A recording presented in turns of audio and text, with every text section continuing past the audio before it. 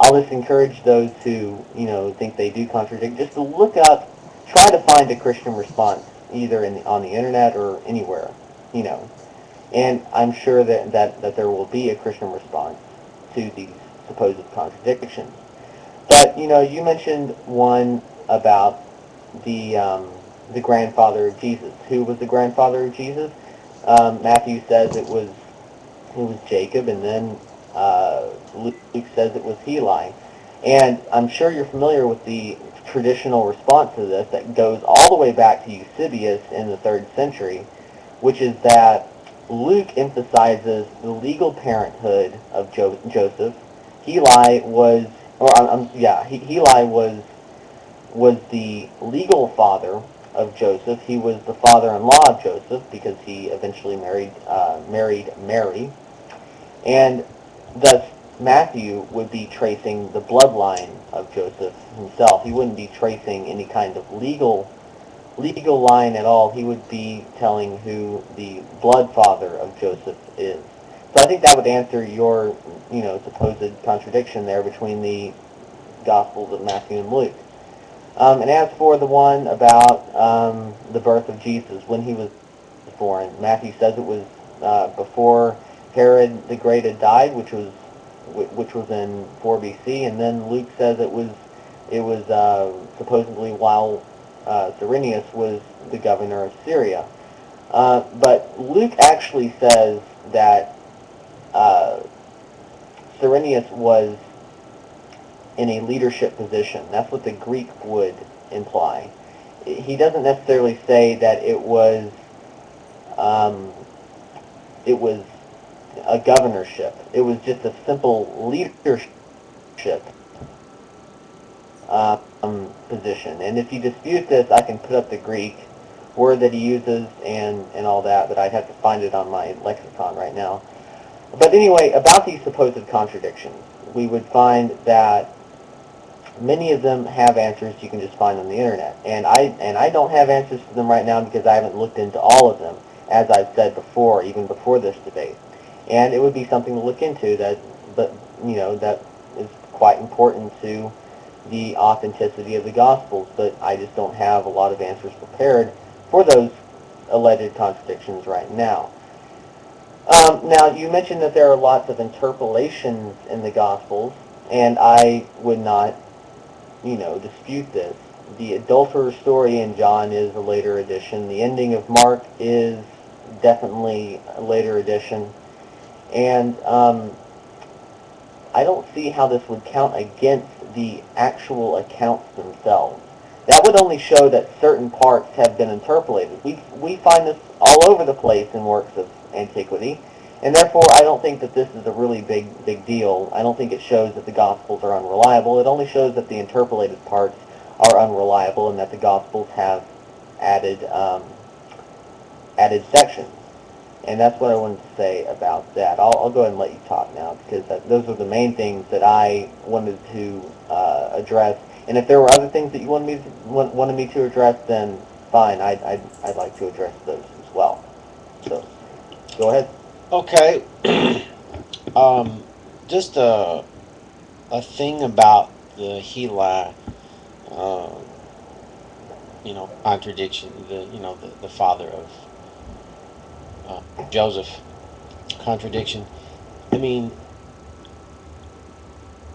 just because a church father hundreds of years later is trying to do damage control and explain away a clear contradiction doesn't mean there's any scrap of evidence to be put on the table. Eusebius could say anything, and then you'd go, yep, that's what Eusebius said, and he was a church father, and he was closer to ground zero than me. But it doesn't impress me that Eusebius says this or says that. It doesn't impress me that Tertullian says this or says that. Tertullian can have any number of opinions about the very same manuscripts we have in our possession today. And in fact, we have more copies today at our disposal than any of the church fathers. They had a few manuscripts where now we have all that exists, and we have a global interconnectivity of information.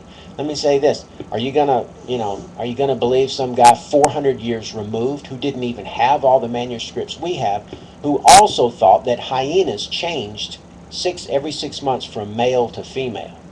That's what Tertullian believed.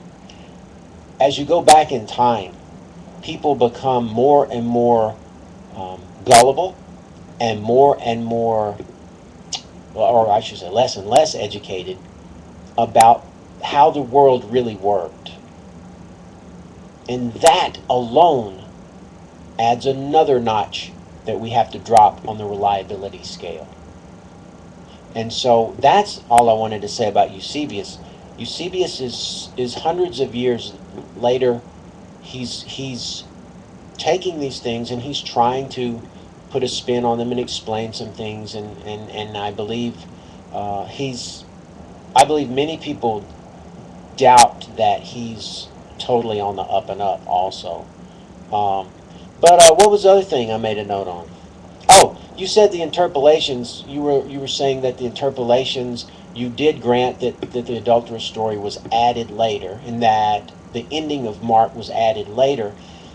But I don't understand how you, AA, could then take what's left and say, now this is the authentic Mark. How do you know that some of that hasn't also been interpolated, and that we just don't know which part has or hasn't been interpolated? But not just Mark. I'm talking about all of the New Testament. How do you know?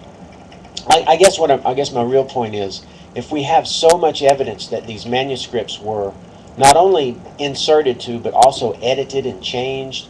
Just check out Bart Ehrman's Misquoting Jesus if you haven't read that. I mean, if you haven't been exposed to this kind of stuff, you have. But I mean, for somebody who's like, the Bible is totally trustworthy and it's error-free, blah, blah, blah, they need to read that book. But how do you think that it's reliable when it's been clearly demonstrated that all of these documents have some amount of editing and insertion going on? How do you know? How could you trust it at that point? How could you really trust, that plus the contradictions? Plus, I haven't even talked about, I haven't even tried to make the case that Mark is deliberately writing fiction and that Acts is deliberately writing fiction. But, I mean, knowing all that, how could you trust it? I mean, how would you determine, oh yes, when Jesus says this, it's what he really said and not what somebody else inserted? You may also be aware that the Trinity was inserted, the part where it says, and these three are one, the Father, the Son, and the Holy Ghost. That was a much later insertion.